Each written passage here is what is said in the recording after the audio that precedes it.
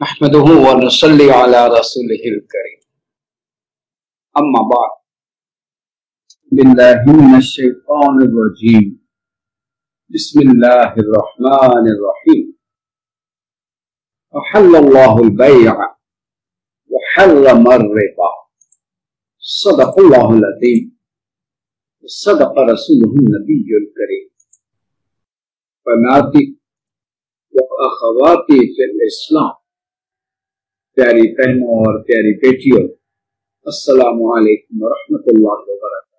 موضوع ہے ہماری آج کی گفتگو کا، ان آیات میں یہ ٹکڑا بھی تلاوت ہوا تھا، احل اللہ البیع وحرم الربا، اللہ نے تجارت کو تو حلال قرار دیا ہے لیکن سود کو حرام قرار دیا، کیوں؟ اسی سوال کا جواب میری گفتگو کا موضوع ہے۔ دیکھیے، میں اگر آپ سے پوچھوں کہ کوئی بھی اکنامک ایکٹیویٹی، پروڈکٹیو ایکٹیویٹی، کوئی بھی کاروباری کام، پیداواری کام جہاں بھی ہوتا ہے وہاں مختلف پیداواری عوامل شامل ہوتے ہیں، اس میں لیبر بھی ہے، اس میں کیپٹل بھی ہے، اس میں آرگنائزیشن بھی ہے، اس میں لینڈ بھی ہے۔ اب میرا سوال آپ سے یہ ہے، لوگ پوچھ سکتے ہیں بھائی جو مزدور ہے اس کو تو آپ مزدوری لازمی دیتے ہو، مزدور کو مزدوری دیتے ہو، لیکن اس کے ساتھ تو کسی نفع نقصان کی کوئی کنڈیشن نہیں، سود کیوں حرام ہے؟ تو اس کا مختصر جواب سن لیجئے۔ دیکھیے، لیبر کس کو کہتے ہیں؟ Factor of production.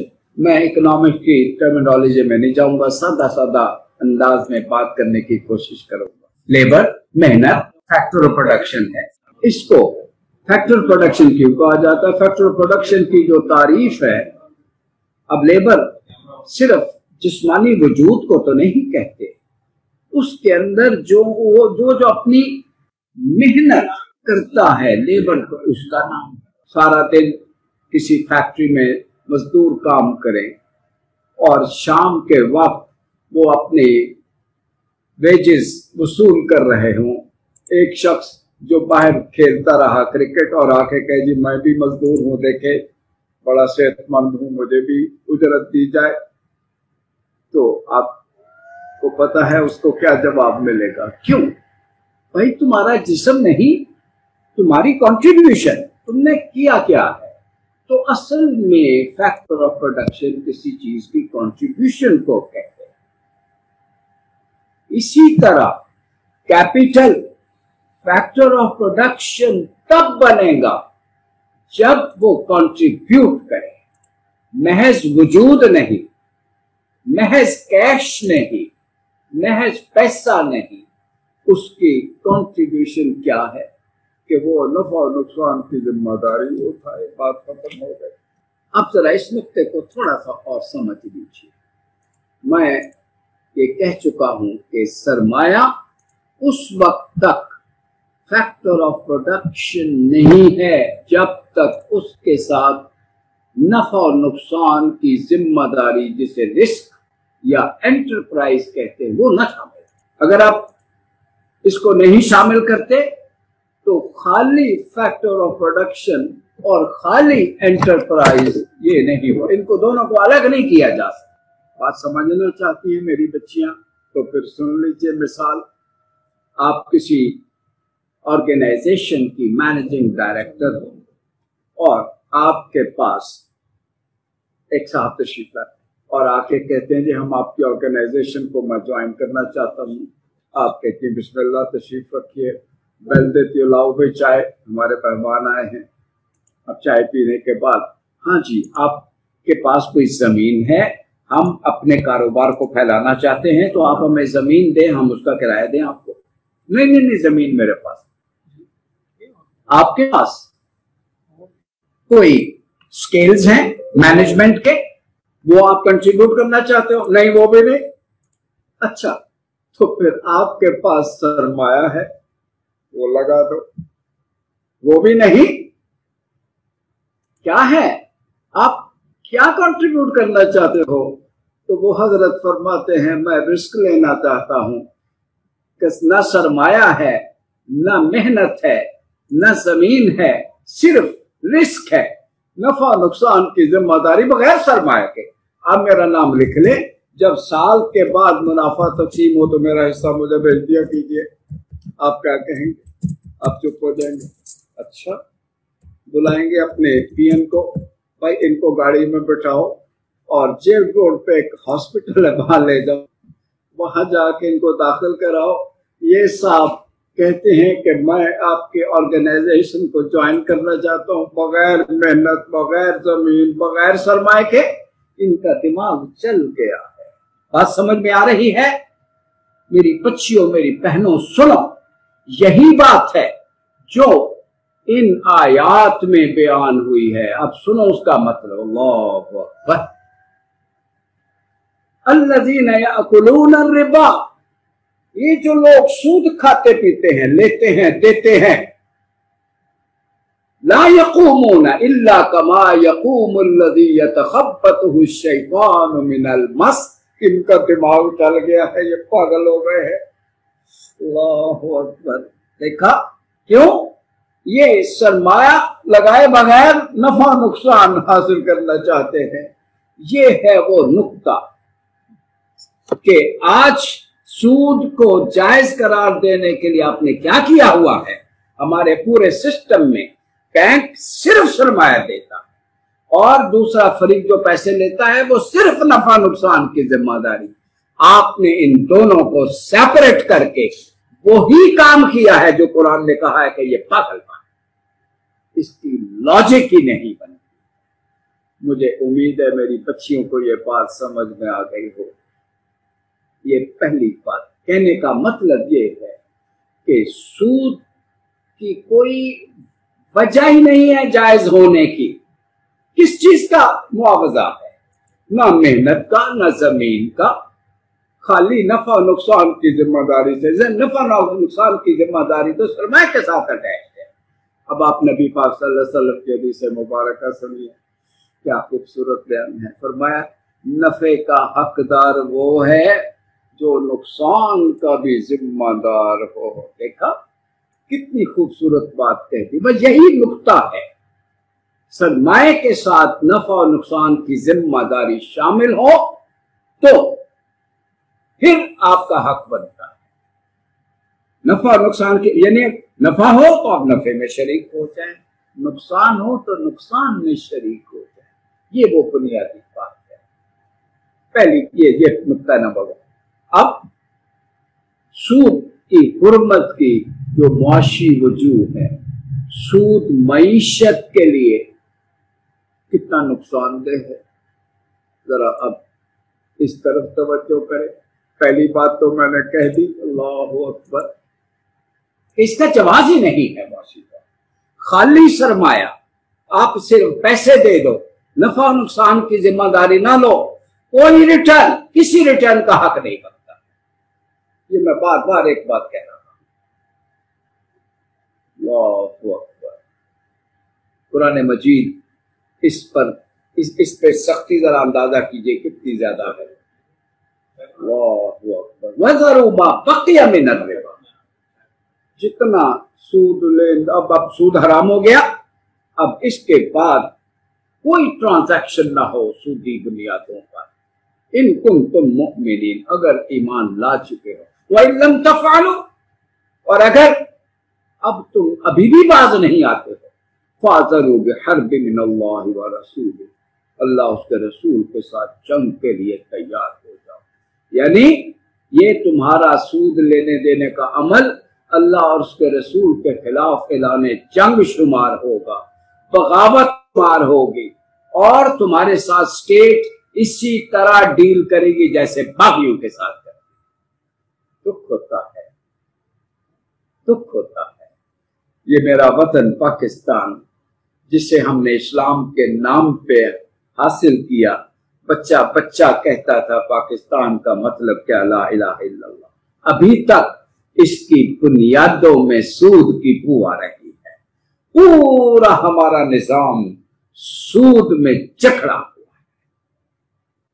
कब हम इससे निजात लें? अल्लाह के साथ तो हमने ऐलान जंग किया हुआ है, किस मुंह से हम दुआएं मांगते हैं उसके साथ। तो मेरी प्यारी बच्चियों, ये पहली बात थी। मेरी प्यारी बहनों, ये पहला नुक्ता था। कितना मैंने कहा ना, इतने सख्त अल्फाज कुरान मजीद में मैंने किसी और बुराई के बारे में नहीं देखे। और जब सूद की हुर्मत हुई थी तो अल्लाह के रसूल ने क्या फरमाया था पता है? आज से माजी के जितने खून रेजी होती रही, बदले लिया करते थे, सारे खून माफ। और मैं सबसे पहले अपने भतीजे रबिया बिन हारिस का खून माफ करता हूं। इसी तरह आज से सब सूदी लेन देन खत्म। सबसे पहले अपने चचा अब्बास बिन अब्दुल मुत्तलिब का सूद खत्म करता हूं। सूद का खत्म कर दिया और हम अभी तक जारी रखे हुए हैं। दुख होता है। क्यों? तो प्यारी बच्चियों, अब इसका दूसरा हिस्सा गुफ्तगू का कि कौन सी मुआशी वजूहात हैं जिनकी बुनियाद पर, मैंने कहा ना, कुरान की एक एक आयत हिकमतों से भरपूर है। जिस चीज को हराम करार दिया जाता है, इसका मतलब यह है वो इंसानियत के लिए नुकसान है। खास तौर पर मईशत के लिए क्या नुकसान। अब जरा तवज्जो फरमाइए। सूद की खराबियां, बल्कि सूद की तबाहकारियां। पहली बात बड़ी आसान लफ्जों में अर्ज करूंगा। देखो बच्चों, सूद और सरमायाकारी में आपस में क्या ताल्लुक है? पिछले दिनों जब सूद की शरह 13% तक चली गई थी, पूरे पाकिस्तान में ह्यू एंड क्राई, शोर मच गया कि अब इन्वेस्टमेंट कोई नहीं कर रहा, इन्वेस्टमेंट रुक गई है। क्यों इतनी ज्यादा शरह सूद पर हम बैंक से लेकर पैसे वापस करेंगे, लिहाजा पहिया रुक गया। फिर उसके बाद शरह सूद को कम किया जाने लगा। अब स्टेट बैंक ऑफ पाकिस्तान ने 7% कर दी है। क्यों? ताकि मईशत का पहिया चले, ताकि इन्वेस्टमेंट बढ़े। इन शॉर्ट, अगर शरह सूद कम होती है, सरमायाकारी बढ़ती है, लोग बैंकों से ज्यादा कर्जे लेते हैं और कारोबार में लगाते हैं। जब कारोबार लगेंगे, सनतें लगेंगी, इकोनॉमिक एक्टिविटी होगी, तो जीडीपी भी बढ़ेगी, कौमी आमदनी बढ़ेगी, रोजगार बढ़ेगा, अशिया और खिदमात की पैदावार बढ़ेगी, मार्केट में सप्लाई आएगी, तो प्राइसेस भी कम होंगी। मैं प्राइसेस की तरफ बाद में आता हूं। तो सूद और सरमायाकारी के दरमियान माकूस रिश्ता, नेगेटिव कोरिलेशन। सूद ज्यादा हो सरमायाकारी का, सूद सरमायाकारी को अगर आप बूस्ट देना चाहते हो तो सूद को कम करना पड़ेगा। आप ये न समझे कि ये थ्योरी की बात है। अब आपको मैं इसका एम्पिरिकल एविडेंस पेश करूं दलील के तौर पर, तो बिस्मिल्लाह सुनिए।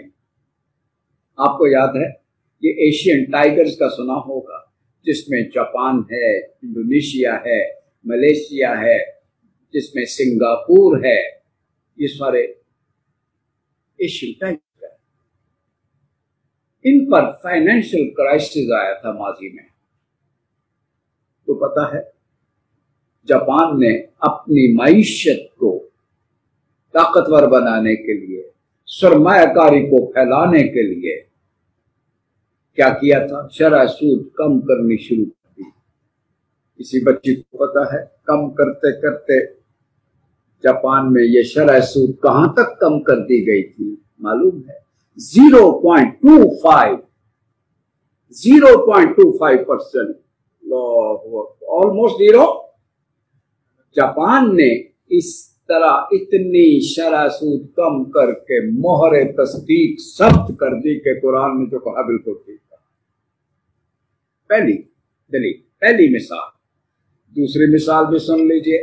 मेरे एक शागिर्द हैं यूके में, वो आए हुए थे जीसी में, तो चाय पर हम बातें कर रहे थे। बातों बातों में चल पड़े। मैंने कहा हाँ भाई, आपके यहाँ इस वक्त बैंक रेट में शरह सूद जो स्टेट बैंक लेता है वो क्या है? साबिर जाफरी उनका नाम है, मुझे कहने लगे सर आप यकीन नहीं करोगे। मैं क्या, तुम बताओ। कहने लगे सर आपको पता है कि फाइनेंशियल क्राइसिस दुनिया भर में चल रहा है, ये 2007 में क्राइसिस शुरू हुआ था जिसे इंटरनेशनल फाइनेंशियल क्राइसिस कहते हैं। तो यूके में बैंक रेट शरह सूद 0.25% रिकॉर्ड पे है, चेक कर लीजिए। क्या साबित हुआ कि अगर आप मईशत में सरमायाकारी को फरोग देना चाहते हो, इस लानत को खत्म कर दो, जीरो कर दो, फिर सरमायाकारी की राह में कोई रुकावट ही नहीं रहेगी। हाँ, आप मुझसे सवाल कर सकती हो और आप सवाल करो तो हक बजानिब होगी कि अगर शरह सूद बिल्कुल सिफर कर दी जाए तो फिर किस तरह लोग पैसे जमा कराएंगे, क्या होगा क्या नहीं होगा, क्या होगा, ये इस पर मैं बात करूंगा इंशाल्लाह आखिर में। दूसरी बात, शरह सूद साबित हो गया मुआशी तौर पर, मैंने दलाइल से साबित कर दिया है कि इसका कोई इकोनॉमिक जस्टिफिकेशन नहीं है, ये किसी फैक्टर प्रोडक्शन का हिस्सा नहीं। कैपिटल खाली, कैपिटल से मुराद कैश, पैसा, मशीनरी नहीं, पैसा। जब तक उसके साथ नफा नुकसान की जिम्मेदारी ना वो फैक्टर प्रोडक्शन ही नहीं। और अगर आप इसके बावजूद फिर भी इस नाजायज लेन देन को जारी रखते हो तो इसका मतलब क्या होगा? इसका मतलब ये होगा कि जो खाली सरमाया लगा देकर सूद वसूल करता है, वो सूद मुझे जरा बताइए जो देता है वो अपनी जेब से देगा। फर्ज कीजिए वो कोई फैक्ट्री है, कोई इंडस्ट्रियल यूनिट है, वो जो चीज भी बना रहे हैं वो उसकी कॉस्ट में डाल देंगे। भाई जमीन किराए पे ली है तो किराया कॉस्ट में शामिल है, मजदूर काम कर रहे हैं तो वो भी कॉस्ट में शामिल है। इसी तरह और भी चीजें जो जो कॉस्ट में आती, उसमें एक चीज अब सूद भी दाखिल हो गई है कॉस्ट के तौर पर। अब और जायज नहीं, नाजायज, विदाउट इकोनॉमिक जस्टिफिकेशन, मैं मॉरल नहीं बात कर रहा, विदाउट इकोनॉमिक जस्टिफिकेशन, जो जिसकी कोई जस्टिफिकेशन ना हो तो मैं तो भाई उसे जग्गा टैक्सी कह सकता हूं, जाहिर है। कोई जिसकी कोई जवाज ही नहीं है वो नाजायज है। अब एक नाजायज चीज कॉस्ट में शामिल हो गई, कितनी हो गई आओ ना जरा। मिसाल के तौर पर मैं 1 मीटर कॉटन क्लॉथ खरीदता हूं 100 रुपए का, शरह सूद बैंक में फर्ज कीजिए 10% है, तो जिसने भी ये कपड़ा प्रोड्यूस किया है उसने 10% इसमें शामिल कर दिया। तो मेरी बच्चियों मुझे बताओ, मेरी बहनों बताओ कि मैंने जो 100 रुपए दिए हैं इसमें मेहनत का मुआवजा भी होगा, इसमें जमीन का किराया भी होगा, बताओ इसमें सूद कितना है? तो सारी मेरी बच्चियां कहेंगी 10 रुपए। ये अगर आप ये जवाब देती हो तो ये बिल्कुल बच्चों वाला जवाब है। मैं और मेरे उस्ताद मोहतरम एक मर्तबा हम बैठे थे, आपस में डिस्कस कर रहे थे कि किसी चीज की कीमत में सूद कितना शामिल होता है। तो आप आखिरी स्टेज को क्यों लेते हो? कॉटन क्लॉथ, सूती कपड़ा जमीन से तो नहीं उगता भाई, पहले कॉटन होती है। जो कॉटन जिसने उगाई है, कॉटन का जो फार्मर है, किसान है, कपास उगाने वाला, उसने बैंक से पैसा लिया हुआ है, 10% वो सूद अदा कर रहा है। लिहाजा पहली स्टेज कपास की कीमत में 10% एडिशन हो गई, 10 रुपए ऐड हो गए, ये पहली स्टेज है। इसके बाद कपास जाती है कॉटन जिनिंग फैक्ट्री में, वहां पर भी सरमाया लगा हुआ है, वहां पर भी बैंक का सूद है, फिर 10%, 10 + 10 20 हो गया। फिर इसके बाद कॉटन जिनिंग फैक्ट्री के बाद ये कॉटन यार्न, जहां धागा बनता है वहां भी बैंक का इंटरेस्ट इन्वॉल्व है। भाई पूरा सूदी निजाम जो हुआ 10%, 30% हो गया। फिर उसके बाद कॉटन, अल्लाह अकबर, वीविंग, डाइंग, फिनिशिंग, सारी स्टेजेस को मिलाकर मैं सिर्फ 5 कर लीजिए कि 10 + 10 + 10 + 50%। हमारा ये अंदाजा था कि अगर 100 रुपए का कपड़ा एक कॉटन आप खरीदते हो बाजार से, तो उसमें 50 रुपए मुमकिन है, ऐन मुमकिन है, सूद के आप अदा कर रहे हैं। कुछ आंखें खुली आपकी। इन्फ्लेशन के पीछे और भी अवामिल है, बहुत बड़ा आमिल ये सूदी लानत है। आज इस लानत को खत्म कर, आपकी प्राइसेस डाउन हो जाएंगी, मे बी अप टू 50%। इसने तो बर्बाद करके रख दिया है। अब इस पर मुझे इकबाल का शेर याद आ गया है, आ जाइए। इकबाल का शेर प्यारे बच्चों पता क्या है? अल्लाहु अकबर, शायद आपने भी सुना होगा। जाहिर में तिजारत है, हकीकत में जुआ है। पहला मिसरा, जाहिर में तिजारत है, हकीकत में जुआ है, सूद एक का लाखों के लिए मर्ग मफाजा। समझ लें इसका मतलब जरा। लेकिन इससे पहले एक बात करूं, ये इकोनॉमिक्स, ये इसका ताल्लुक सारा इकोनॉमिक्स ऑफ इंटरेस्ट है। और ये शेर किसका है? इकबाल का। इकबाल को तो आप सिर्फ शायर कहते हो या फलसफी कहते हो। अब मेरा सब्जेक्ट इकोनॉमिक्स है। सुनो मेरी बच्ची और मेरी बहनों, इकबाल इकोनॉमिस्ट भी थे। मैं इंटर में जीसी में पढ़ता था, उनकी किताब अल्लाहु अकबर इल्मुल इक्तिसाद मैंने उस वक्त पढ़ ली थी जब मैं सेकंड ईयर में था। उसका मेरे क्लास फेलो ने तर्जुमा करना शुरू किया था, मैं भी मुकम्मल हो गया हो। वो कहते थे किसी भी क्लासिकल इकोनॉमिस्ट के लेवल से कम नहीं। इकबाल सिर्फ फलसफी नहीं, मेरे नजदीक माहिर मुआशरा। ये बहुत कम लोगों को पता है। अब इसका मतलब समझिए, सूद एक का, जाहिर में तिजारत है, हकीकत में जुआ है। जाहिर में तिजारत, तिजारत का मतलब क्या है भाई? जिस तरह से लोग लेन देन करते हैं, ये बैंक्स क्या कहते हैं? वी डील इन मनी, हम पैसे का कारोबार करते हैं। इधर से पैसा उधार लेते हैं, इधर दे देते हैं, इधर कम सूद देते, उधर से ज्यादा लेते हैं और बाकी सारा अपनी जेब में रख लेते हैं, प्रॉफिट कमा लेते हैं। We deal in money. आए आए, जाहिर में तिजारत है, हकीकत में जुआ है। ये जुआ है। जुआ कैसे है सुन लो। जाहिर में तिजारत है, ठीक है ना? कुरान ने भी यही कहा था, अल्लाहुल बैअ व हर्रमर रिबा। अल्लाह ने तिजारत को तो हलाल करार दिया है, और ये सूद को भी तिजारत कहते हैं। अरे अकल के अंदो सुन लो, तिजारत में नफा और नुकसान लाजमी होता है, जबकि सूदी लेन देन में नफा और नुकसान की जिम्मेदारी नहीं, सिर्फ मीठा मीठा अप, कड़वा कड़वा थू।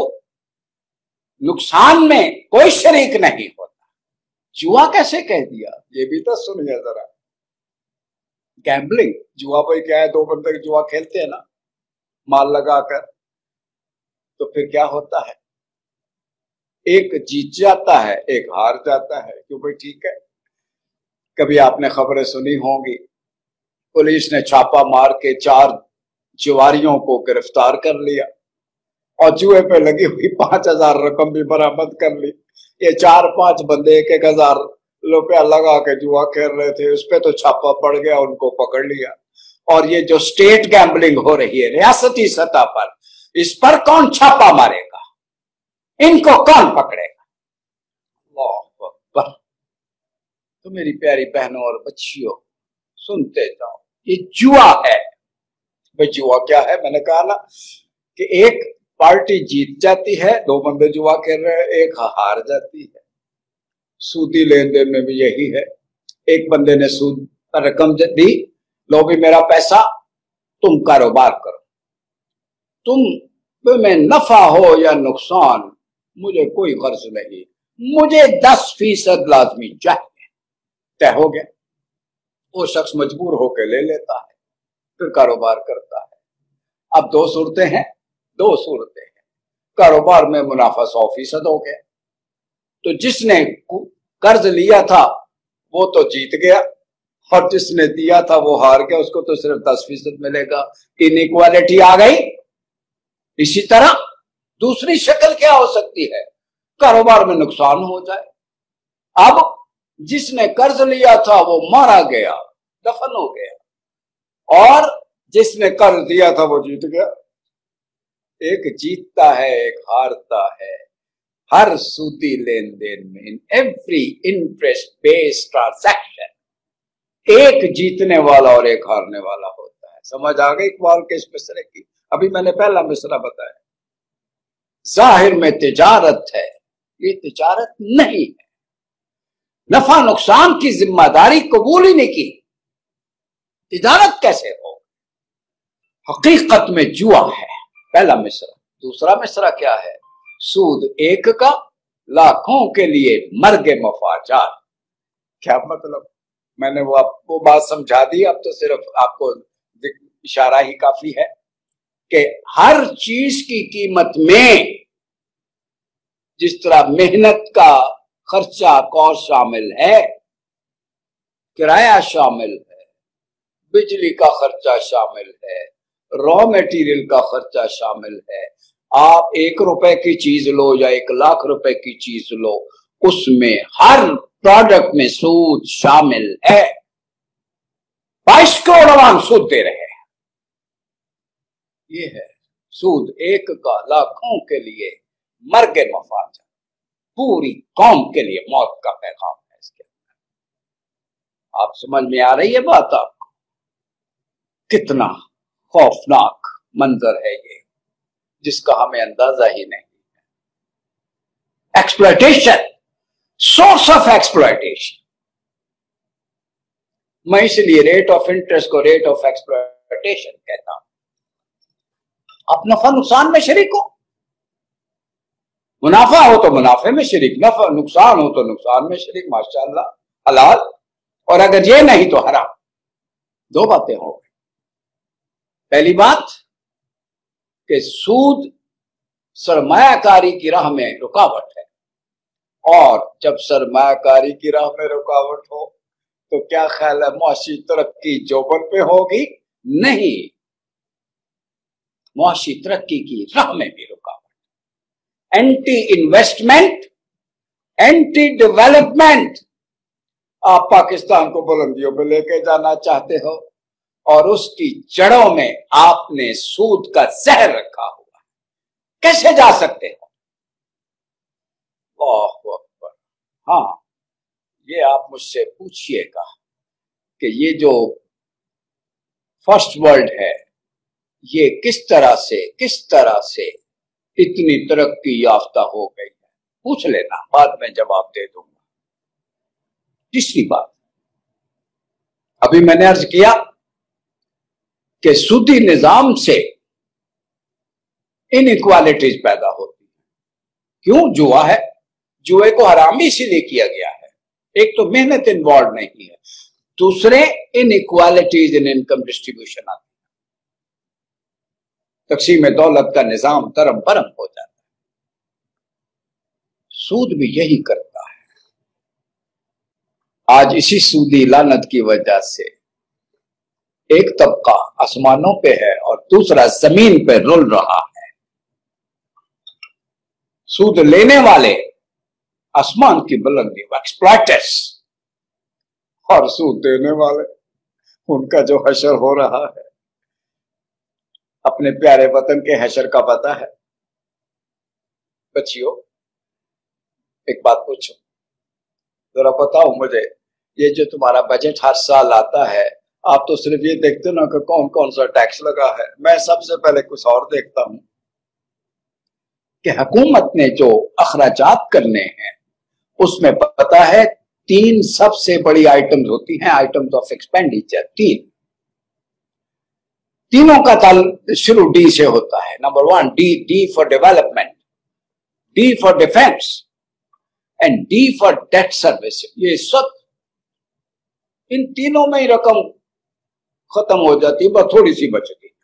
زیادہ تر ان 3 آئٹمز آف ایکسپینڈیچر میں یہ کھا جاتے ہیں بجٹ کو.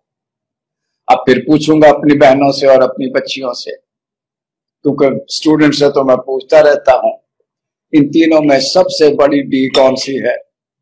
تو سارے بچے کہتے ہیں اور آپ بھی یہی کہو گی کہ ان میں سب سے بڑی ڈی جو ہے وہ ڈیفینس ہے. بعض لوگ کہتے ہیں سارا پیسہ اور بھی کھا جاتی ہے. ارے ایسی بات نہیں ہے. ڈی فار ڈیفینس پیچھے ہے، ڈی فار ڈیولپمنٹ بھی پیچھے ہے. سب سے بڑی رقم ڈی فار ڈیٹ سروسنگ میں جاتی ہے، 40%، 45% ڈیٹ سروسنگ. مجھے مجھے غالب یاد آ گئے ہیں. قرض کی پیتے تھے میں اور کہتے تھے کہ ہاں رنگ لائے گی ہماری فاقہ مستی ایک دن. قرضے لے لے کر جی شراب نوش کرتے رہے، مینز اپنی عیاشیاں کرتے رہے. اور آج حالت پاکستان کی کیا ہو چکی ہے. آپ کہتے ہیں ہم قرضے اتار رہے ہیں، میں کہتا ہوں قرضے پہلے سے بڑھ چکے ہیں. $100 بلین سے اوپر چلے گئے ہوں. $100 بلین سے. IMF سے $6 بلین لیا. دیکھو صحیح، یعنی ایک طرف چائنا جو ہم سے 1 سال بعد آزاد ہوا، میرا سر شرم سے جھک جاتا ہے.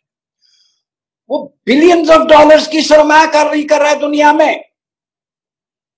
بھائی 50 سال تو پاکستان میں لگا رہا ہے $1 بلین اور پوری دنیا میں. اور اس کے جو ریزروز ہے، فارن ایکسچینج ریزرو، مت پوچھئے.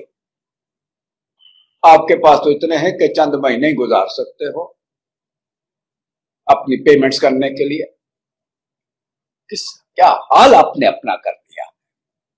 تو اس نظام نے تیسری دنیا کے غریب ملکوں کا خون چوس لیا ہے. خون چوسنے والا نظام. اور جو خون چوس رہے ہیں ان کی حالت کیا ہو گئی ہے؟ اتنا سن لیجئے، جو سب سے امیر 8 افراد ہیں دنیا میں، ان کی کہا جاتا ہے ان کی وہ اپنی دولت کا 25% دے دے تو آدھی غربت تیسری دنیا کی دور ہو سکتی ہے. اتنا پیسہ ہے. اور ایک طرف ہم نان شبینہ کے محتاج. قرض کی پیتے تھے میں، کب تک قرضے لیتے رہو گے. اللہ اکبر، اللہ اکبر. کب ہماری اس معاشی غلامی سے نجات ملے گی؟ سن لیں، معاشی غلامی ہو تو سیاسی غلامی بھی قبول کرنی پڑتی ہے. مثال دوں، چودھری کمی اگر چودھری سے قرضہ لے لے، وہ اس چودھری کے سامنے کھڑا ہو سکتا ہے؟ بات ہی نہیں کر سکتا. اس کی کیا حیثیت رہتی؟ چودھری اسے ہمیشہ جوتے کی نوک پہ رکھتا ہے. یہی عالمی چودھری، یہ IMF، ورلڈ بینک، یہ دنیا کی یہ امریکہ اور یہ امیر ممالک ہمارے ساتھ کیا سلوک کر رہے ہیں؟ کب نکلو گے اس لعنت سے؟ یہ حالت کر لی ہے ہم نے اپنی. اللہ اکبر. مجھے قرآن پاک کی آیت یاد آ گئی. من اعرض عن ذکر فإن له معیشتا ضنکا. ہمارے دیے ہوئے نظام سے روگردانی کرو گے تو معیشت بدحال ہو جائے. یہ دنیا کی سزا ہے جو ہم بھگت رہے. وَنَحْشُرُهُ يَوْمَ الْقِيَامَةِ عَامًا. قیامت والے دن تو اندھا کر کے اٹھائیں گے. وہاں پوچھیں گے اللہ میں اندھا کیوں اٹھایا؟ دنیا میں تو ہماری آنکھیں کھلی ہوئی تو سب کو نظر آتا تھا. تو جواب آئے گا ہاں تمہارے پاس ہمارا پیغام آیا تھا، تم نے پرواہ نہیں کی. آج تجھے کوئی پوچھنے والا نہیں. ابھی وہ سزا بعد میں آنے والی. ابھی تو ہم دنیا کی سزا بھگت رہے. فیصلہ کر لو اس لعنت سے نجات پانی. ہاں یہ آج نہیں، پھر پوچھئے گا مجھ سے کسی دن، اگر پھر موقع ملا بتاؤں گا کس طرح ہم نجات حاصل کر سکتے ہیں. الحمدللہ الحمدللہ ایسے راستے ہیں कि आप अपने बहुत सारे वसाइल बचा सकते हैं, अरबों डॉलर बचा सकते हैं। अच्छा चला, तो कहने का मतलब इनइक्वालिटीज, तक़सीम दौलत में अदम मसावत, और फिर कर्जों की वजह से जो बदहाली आती है और उन कर्जों में जकड़े जाते हैं, वो भी आज हम भुगत रहे हैं। ये सब किया धरा सूद का है। आपको पता होगा 1930 की दहाई में एक बहुत खौफनाक मुआशी बहरान आया था दुनिया भर में, वर्ल्ड ग्रेट डिप्रेशन कहते हैं उसे। फिर उसके बाद 2007 में आया, और अब ये कोविड की वजह से जो दुनिया भर में मुआशी बहरान आया है और मईशतें सुकड़ी हैं, तो कहा जा रहा है कि ये 1930 के बहरान से कम नहीं है। वो जो बहरान आया था उसमें कोविड नहीं था, उसमें कोरोना नहीं था। तो माहिरीन मुआशियात से पूछिए, मुझसे ना पूछे, अमेरिकन इकोनॉमिस्ट से पूछिए, मिल्टन फ्रीडमैन से पूछिए, जो असबाब क्या थे। उनमें एक बड़ा सबब वो 30s का डिप्रेशन हो या 2007 का हो, सूदी लेन देन। तो ये उतार चढ़ाव का सबब भी सूदी लेन देन, मुआशी उतार चढ़ाव, और ये जो जिसे आप कहते हैं बिजनेस साइकिल्स, ट्रेड साइकिल, इसके पीछे भी यही लानत है। जरा इंडिविजुअल लेवल पे भी सुन लीजिए। एक कहानी कल अखबार में थी, अल्लाह अकबर अल्लाह अकबर, कि किसी खातून ने आए हाय चंद 100 रुपए लिए कर्जा लिया बेटी की मंगनी के लिए किसी साहूकार से, और उसका सूद अदा करते करते 3 साल गुजर गए। अभी भी जितनी रकम ली थी, को 500 रुपए लिए थे, वो 500 नहीं, अब 1200 बाकी था मजीद देने के लिए। ये तो कल का आर्टिकल मैंने पढ़ा है। और जो मेरे साथ हुआ है, मेरे एक बहुत प्यारे, मेरे एक बच्चा मेरी क्लास में था, तो उसने कहीं अपने वालिद साहब से जिक्र किया, उनको याद आ गया कि हम तो क्लास फेलो थे जीसी में, इकोनॉमिक्स में। वालिद साहब मुझे मिलने आ गए, आंखों में आंसू। मैं कहा क्या बात है? कहने लगा आपसे एक बात शेयर करना चाहता हूँ। मैंने अपने बेटे की एडमिशन के लिए, मुझे 80,000 रुपए चाहिए था, मेरे पास नहीं था, मेरा कारोबार तबाह हो गया था। जॉब से इतने पैसे मिलते थे जिसमें मैं ये ले ही नहीं सकता था, अदा ही नहीं कर सकता था। इन लॉस से मैं मांगना नहीं चाहता था। तो कोई बंदोबस्त अगर हो सकता हो तो अल्लाह ने किया, उनका मसला हल हो गया, अल्लाह ने उनकी जान छुड़ा दी। ऐसी एक नहीं बेशुमार मिसालें। मुमिनों ने भी यही कहा कि मैंने 1 लाख रुपया कर्ज लिया, क्योंकि साहूकार साहब ने फरमाया कि या राउंड फिगर ले लो, और मैं खुशी खुशी में ये ना पूछा कितना देना पड़ेगा, उनका कोई बात भी ज्यादा नहीं है।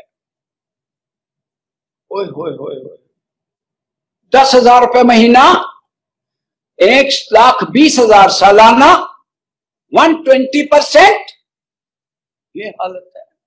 और आप पढ़िए लिटरेचर, तो इंग्लिस्तान में जो सूद का मरकज रहा है 1400% तक। बच्चा बीमार है, मां तड़प रही है, कर्जा लेना है, जितनी डिमांड ज्यादा होगी उतनी प्राइस ज्यादा होगी। 1400% तक सूद चार्ज किया जाता रहा है। कुछ जुल्म और सितम की इंतहा। सूद इंसान को इंसान नहीं रहने देता, दरिंदा बना देता। इसार नाम की चीज खत्म हो जाती है, सेल्फ इंटरेस्ट बस। मॉरली दफन हो जाता है इंसान। ये है सूद कि आपने बरकतें देख ली हैं, नऊजुबिल्लाह मिन ज़ालिक। अब मेरी प्यारी बहनों और मेरी प्यारी बच्चियों, आखिरी 5 मिनट में मैं अब एक बात और आपसे करूंगा। मैं आपसे पूछता हूं, आप किसी अपनी फ्रेंड से बात कर, सूद हराम है, वो पूछे क्यों? भाई सूद जब 0 होगा तो सरमायाकारी बढ़ेगी माशाल्लाह, तो वो آپ کی دوست آپ سے پوچھ لیں, فرض کیجئے کوئی اسٹوڈنٹ ہی ہو فرسٹ ایئر کا, وہ کہ جی میم بالکل ٹھیک ہے, سرمایہ کاری بڑھے گی, جب سود زیرو ہوگا تو سرمایہ کاری کی راہ میں تو کوئی رکاوٹ ہی نہیں ہوگی, بڑھتی چلی جائے گی. سرمایہ کاری بڑھتی چلی جائے گی تو یونٹس بھی تو لگیں گے, پیداواری یونٹس لگیں گے, معیشت میں گڈز اینڈ سروسز کی سپلائی آئے گی بہت زیادہ, مال آ رہا ہے, سپلائی آتی جا رہی ہے. سوال سن لیں, سپلائی آ رہی ہے, لیکن اگر وہ آپ سے پوچھ لیں کہ اگر مارکیٹ میں ڈیمانڈ نہ ہو, اگر ڈیمانڈ نہ ہو تو کیا ہوگا؟ اوور پروڈکشن ہوگی تو سٹاپ پروڈیوسنگ, مزدور بے روزگار ہو جائیں گے. یہ تو بڑی خطرناک چیز ہے. کیا خیال ہے نا جینوین سوال؟ اب جواب سنو اس کا. اللہ اکبر اللہ اکبر, یہ جواب بہت ضروری ہے, بہت ضروری. اللہ اکبر اللہ اکبر.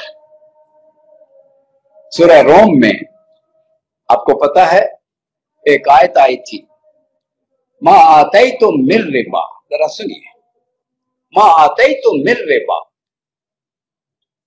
تم یہ سود لیتے دیتے ہو, لیربو فی اموال الناس, کے پیسے بڑھ جائیں, فلا یربو عند اللہ, تو اللہ کی نگاہ میں تو نہیں بڑھتے. بھائی دنیا بھر کے کیلکولیٹر کہتے ہیں 100 روپے پہ 10 روپے سود لو یا دو 110 ہو گئے, قرآن کہتا نہیں. بتائیے کبھی غور کیا آپ نے اس آیت پر؟ وما آتیتم من زکات, زکات دیتے ہو, 100 روپے پہ کتنی زکات ہوتی ہے؟ 2.5 روپے, 97.5 رہ گئے, کم ہو گئے نا. قرآن کہتا نہیں فاولئک ھم المضعفون, ان کے پیسے بڑھ گئے. اب بولو کیسے ہو گئے؟ سنو, اس سوال کے جواب کے لیے اگر اکنامکس نہ آتی ہو تو نہیں جواب دیا جا سکتا. یہ نہ کہو کہ یہاں تو نہیں بڑھتے وہاں بڑھتے ہیں, یہ نہیں. اسی دنیا میں سودی لین دین سے آپ کہتے ہو پیسے بڑھتے ہیں, قرآن کہتا نہیں کم ہوتے ہیں. زکات پیسے کم ہوتے ہیں نظر آ رہا ہے, قرآن کہتا ہے نہیں پیسے بڑھتے ہیں. اب کیسے؟ اب سنو ذرا, یہی آخری بات ہے. آپ نے بینک سے, اللہ اکبر, میں نے کہا نا سود زیرو ہو گیا, سرمایہ کاری بڑھ رہی ہے, پیداوار بڑھتی جا رہی ہے, سپلائی تو بڑھ رہی ہے, سپلائی یوں بڑھتی جا رہی ہے. What about demand? Aggregate demand, مجموعی طلب نہیں. لیکن اسلام کا معاشی نظام کا صرف سود کی حرمت کا نام ہے؟ نہیں. ارے زکات کی فرضیت کا بھی نام ہے. ابھی صرف زکات ہی نہیں اور بھی بہت ساری باتیں ہیں. بھائی یہ تو 1 سال کا کورس ہے, وہ میں ابھی ساری باتیں نہیں آپ کے سامنے کر سکتا. 40 سال سے الحمدللہ یہی چیزیں میں جی سی یونیورسٹی اور پنجاب یونیورسٹی میں اور لاہور اسکول آف اکنامکس میں پڑھا رہا ہوں. اب سنیے, انڈیویجول لیول پر ایک مائکرو اکنامکس ہوتی ہے, ایک میکرو ہوتی ہے. اور بھائی مائکرو لیول پہ دیکھو تو سود سے پیسے بڑھتے اور کم ہوتے ہیں, زکات سے پیسے کم ہوتے ہیں. لیکن قرآن کہہ رہا ہے میکرو لیول پہ دیکھو, اکانومی لیول پر سود ہوگا, سرمایہ کاری سکڑے گی. ٹھیک ہے, سرمایہ کاری سکڑے گی تو پیداوار کم ہوگی, پر کیپٹل انکم بھی کم ہو جائے گی. دیکھا؟ اسی طرح زکات 100 روپے پہ آپ نے 2.5 روپے دیے, مائکرو لیول پہ تو کم ہو گئی. لیکن اب زکات کا رول دیکھو اکانومی میں کیا ہے. اگر سود سے سپلائی بڑھ رہی ہے, سود زیرو ہونے سے, تو زکات کی فرضیت سے ڈیمانڈ بڑھ رہی ہے. اربوں روپے امیروں سے نکل کے غریبوں کے پاس آئیں گے. غریب اسے, بھائی یار صرف یہ اینٹی پاورٹی اسکیم ہی نہیں ہے, یہ صرف غربت کا علاج نہیں ہے, یہ بہت بڑا اکنامک ویریبل ہے, ویری امپورٹنٹ اکنامک ویریبل. अरबों रुपए लोगों के हाथ में है। किन के लोगों के हाथ में? जो इस इंतजार में थे को पैसा आए तो जाके रोटी तो कपड़ा बुनियादी चीजें खरीदे, जाके भागे जाएंगे मार्केट में, डिमांड बढ़ना शुरू हो जाएगी। अल्लाह अकबर। जरा साथ साथ ये भी सुन लो, किन चीजों की डिमांड बढ़ेगी ये भी सुन लो। अमीरों के पास जरूरत पूरी हो गई, ज़कात जरूरियात पूरी करने के बाद ही अदा होती है ना, ज़कात सेविंग पे है। वो अगर ना ज़कात दें और खर्च करें तो तायुशात पे खर्च करें, और अगर ज़कात का निजाम पूरी तरह से इस पर अमल हो रहा हो तो फिर क्या होगा? फिर जो पैसा आएगा वो अरबों रुपए कहां जाएंगे, सैकड़ों अरब कहां जाएंगे बेसिक नीड्स में। एलोकेशन ऑफ रिसोर्सेज, वसाइल भी सही जगह इस्तेमाल होंगे। सूदी निजाम में जहां मुनाफा ज्यादा वो बेशक तायुशात हो, वहां पैसा लगाएंगे जहां मुनाफा ज्यादा मिलता है। हाय हाय हाय हाय। एलोकेशन ऑफ रिसोर्सेज के खिलाफ जाए और ज़कात में प्रॉपर एलोकेशन हो। सिर्फ यही नहीं, सूद जीरो होने से सप्लाई बढ़ रही है, पैदावार बढ़ रही है, और ज़कात के फर्ज होने से डिमांड बढ़ रही है, मजमूई तलब बढ़ती जा रही है, सप्लाई एंड डिमांड दोनों बढ़ते जा रहे हैं, मईशत परवान चढ़ रही है और इस्तेहकाम हासिल है। अदम इस्तेहकाम कब होता है? कि जब कोई दोनों में से, सप्लाई या डिमांड में से एक ज्यादा एक कम हो जाए, तो या इन्फ्लेशनरी गैप होगा या डिफ्लेशनरी गैप होगा, मैं उसको नहीं एक्सप्लेन करता। उतार चढ़ाओ इस्लामिक इकोनॉमी में मैं गारंटी के साथ अर्ज कर रहा हूं, अल्लाह अकबर, सिर्फ मईशत परवान ही नहीं चढ़ती, ज़कात सूद के साथ मिलकर इकोनॉमी के लिए तरक्की का बायस ही नहीं बनती, डिस्ट्रीब्यूशन के निजाम को दुरुस्त ही नहीं करती, वसाइल की तखसीस को दुरुस्त ही नहीं करती, बल्कि इस्तेहकाम भी आता है मईशत। फिर अपनी गुफ्तगू के इख्तिताम पे मुझे इकबाल याद आ गए हैं। मेरी प्यारी बहनों, मेरी प्यारी बच्चों, सुनो, मैंने कहा था वो इकोनॉमिस्ट है। इस बात की इंपॉर्टेंस पर कम से कम 1 घंटे का लेक्चर हुआ करता है। मैंने आपके सामने 2-3 मिनट में ये बात रख दी है मुख्तसर तौर पर। अब सुनो, मैं जीसी में ये ज़कात पर लेक्चर दे के घर आया तो एक किताब खोली जो मुझे कराची से तोहफतन मिली थी। उसमें मैंने आर्टिकल एक पढ़ा और उसके एंड पे एक मुझे किताब मिल गया इकबाल का, 3 शेरों पे मुश्तमल था, फारसी में। सुनो जरा, अल्लाह अकबर। हम मसावत आशना साजत ज़कात। पहली बात, ज़कात से इक्विटेबल डिस्ट्रीब्यूशन आती है, पहला नुक्ता आ गया। नंबर 2, दिल से हत्ता तुनफिकु मुहकम कुनत। अल्लाह की मोहब्बत में जब आप खर्च करते हो तो रूहानी तरक्की भी होती है। जर फजायत उल्फत जर कम कुनत, दौलत को बढ़ाती है, दौलत की मोहब्बत को कम करती है। सूद दौलत को कम करे, दौलत की मोहब्बत को बढ़ाए, और ज़कात बिल्कुल उसके उलट, दौलत की मोहब्बत को कम करे और दौलत को बढ़ाए। अल्लाह अकबर। इहमा असबाब इस्तेहकाम तुस्त। ईमान वालों सुन लो, अल्लाह ने इस ज़कात में तुम्हारे लिए इस्तेहकाम का इंतजाम कर दिया, इकोनॉमिक स्टेबिलिटी का एहतमाम कर दिया है। पुख्ता व मुहकम अगर इस्लाम में, तो अगर तुम्हारा इस्लाम पक्का है, ईमान पक्का है, तो निजाम तो बेहतरीन अल्लाह ने दे दिया है। अल्लाह अकबर। कितनी बड़ी बदनसीबी होगी, इतना आला निजाम अल्लाह ने हमें दिया और हम उसके होते हुए गैरों के सामने हाथ फैलाए, लकीरें निकाले, गुलामी, मुआशी गुलामी का शिकार जंजीरों में जकड़े हुए, गुर्बत और इफलास और बेरोजगारी के अंदर डूबे हुए निकलना चाहते हो تو ایک ہی راستہ ہے، اللہ اکبر، آ جاؤ قرآن کی معیشت کی طرف، یہی ایک راستہ ہے بلندیوں کی طرف جانے کا، ترقی کی راہوں پہ گامزن ہونے کا اور استحکام کا۔ بس آپ کو اپنے ماضی کی کہانی نہیں سنانے لگا، صرف اشارہ کرنے لگا ہوں۔ جب اس قرآن کی معیشت پر عمل ہو رہا تھا تو آپ کو پتا ہے دنیا کی سب سے طاقتور معیشت ہم تھے، دنیا کی سب سے عسکری طاقت ہم تھے، دنیا کی سب سے بڑی علمی قوت بھی ہم تھے۔ We were the world leader۔ میری بچی اور میری بہنوں، you are just not members of Jamaat Islami حلقہ خواتین، you are world leaders، بلکہ ورلڈ لیڈرز پیدا کرنے والے، یہ اور بھی اونچا مقام، اللہ اکبر۔ ورلڈ لیڈرز تو آپ کی آغوش میں پرورش پائیں۔ آج فیصلہ کرو کہ آپ نے اپنی آغوش میں عالمی قیادت کو، اللہ اکبر، تیار کرنا ہے۔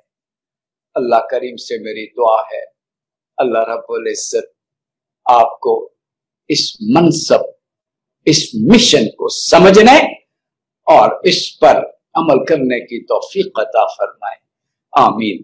وآخر دعوانا ان الحمدللہ رب العالمین، والسلام علیکم ورحمۃ اللہ وبرکاتہ۔